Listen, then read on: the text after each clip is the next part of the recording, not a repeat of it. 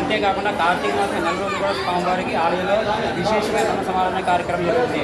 అంతేకాకుండా ఈ కార్తీక మాసంలో నెల రోజులు కూడా స్వామివారి ప్రత్యేక పూజా కార్యక్రమాలు జరుగుతాయి. అదేవిధంగా ధనుర్మాసం నెల రోజులు కూడా స్వామివారి ప్రత్యేక పూజా కార్యక్రమాలు జరుగుతాయి. అంతేకాకుండా నెల రోజులు ఆఖరైన 3 రోజున స్వామివారికి అమ్మవారి గోదామ్మవారికి విశేష కళ్యాణ మహోత్సవం జరుగుతుంది. ఈ యొక్క ఆలయం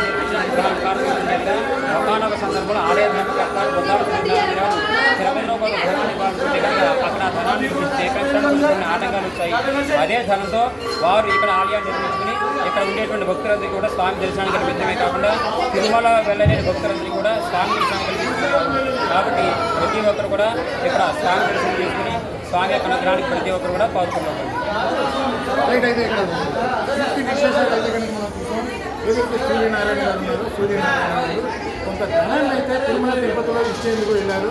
అక్కడ వచ్చిన ఆటంకాలతోటి అదే దేవాలయాన్ని మన గ్రామం వద్ద నిర్మిస్తే కనుక చుట్టుపక్కల ఉన్న వాళ్ళంతా కూడా ఆ వెంకటేశ్వర స్వామి దర్శనం జరుగుతుందని చెప్పి దృఢ సంకల్పంతో ఏర్పాటు చేశారని చెప్తున్నారు.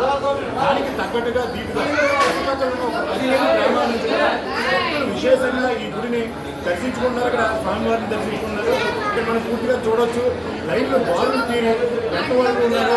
మధ్యాహ్నం 12:30 నుండి 1 గంట కావాల్సిన నేపథ్యంలో పూర్తిగా మొత్తం జన సమూహం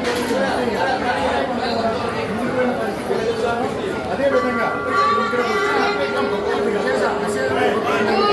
మొత్తం 10 నుంచి 15 వేల వరకు కూడా ప్రతి శనివారం ఇక్కడ దర్శించుకుంటారు.